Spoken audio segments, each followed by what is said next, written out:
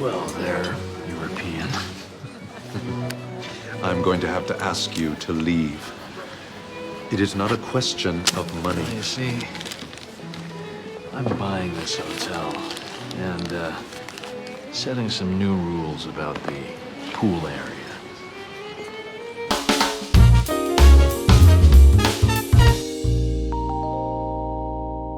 Superhero movies are huge, and they've been huge for the last nearly 20 years at this point.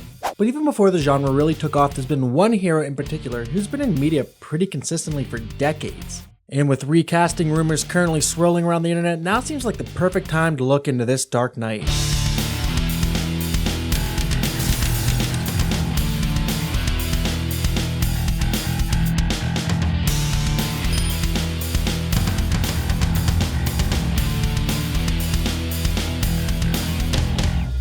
That's right, today we're looking into Bruce Wayne's finances to ask the question, how much is Batman worth?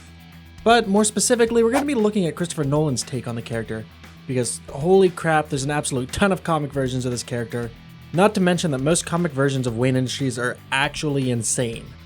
So we'll be focusing on these three films and what we can learn from there. And of course, consider this your official spoiler warning for some of the most iconic pieces of the superhero genre. By this time, we're all pretty aware of Batman's backstory. The only superhero's backstory we've seen more at this point would be Spider-Man. Alright people, let's do this one last time. In 1983, an 8-year-old Bruce Wayne was frightened by some actors on stage who looked like bats and makes his parents take him out of the building into an alley where his parents are promptly shot and killed in front of the young child.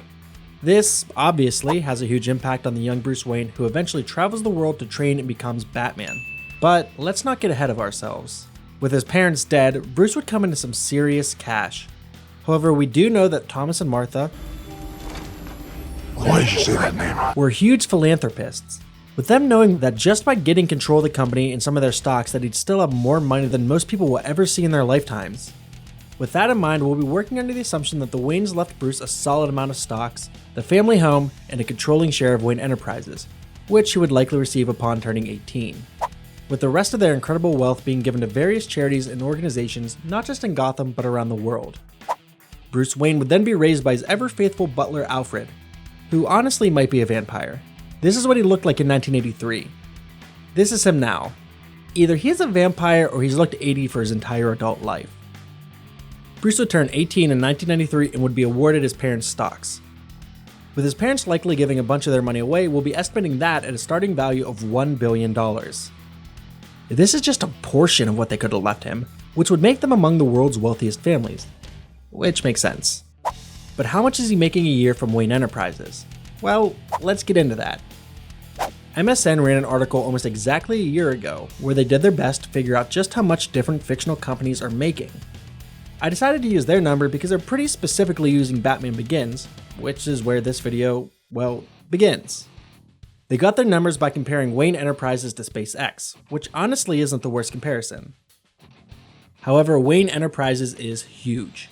In the comics, which I don't really want to get too far into because we could discuss that for days, but in the comics, Wayne Enterprises has their hands on almost every facet of Gotham.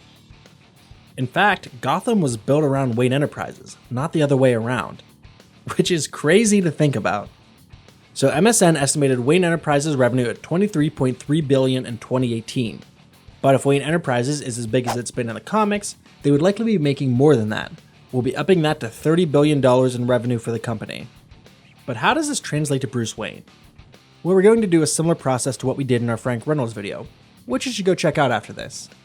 We'll be estimating that the company is paying out the equivalent of 25% of what they turn for revenue each year, which would be $7.5 billion. However, Bruce wouldn't be getting all of that. We learn in Batman Begins that even before the company goes public, more on that in a bit, that he does have controlling share of the company, which makes sense.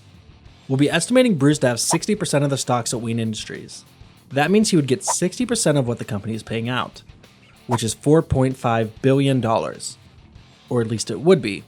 We'll be adjusting Wayne Enterprises revenue for inflation for each year we're taking into account.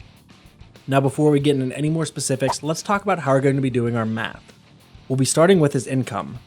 We'll do some tax math and have him give away 20% of his income to charities, something that his parents would likely approve of. We'll take off some minor expenses from there, will have him put away 49% of what's left into a bank account, earning 3% interest, and 30% into investments on top of what his parents left him, gaining 15% annually. With Bruce Wayne living off just 1% of what he's making a year.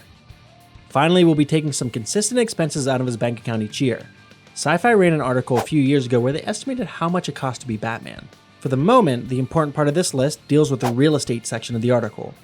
They estimated in 2013 that Bruce Wayne was paying $636,800 per year in property taxes.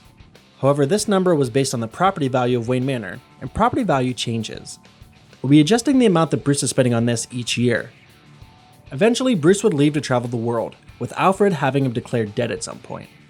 This won't matter too much for our math, with Alfred keeping his accounts in order while Bruce was away. With him making the same deposits that Bruce would have made and living that high life on that sweet 1% that wasn't being saved. Which in 1993 would have been $15,530,652. In 2005, Bruce would return to Gotham and be unanimously declared not dead. He would get his money and company back from Alfred, who had been taking very good care of Wayne Manor, and would begin his journey to become Batman. But being Batman is expensive. I think we all knew that. But just how expensive?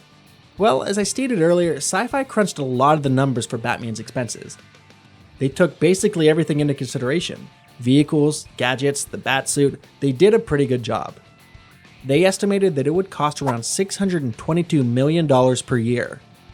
We'll up that amount to $682 million for the first year, because he was basically getting everything set up for the first time. That'll be more expensive than typical upkeep. He also buys a hotel at one point in the movie. We'll estimate that hotel at around $100 million.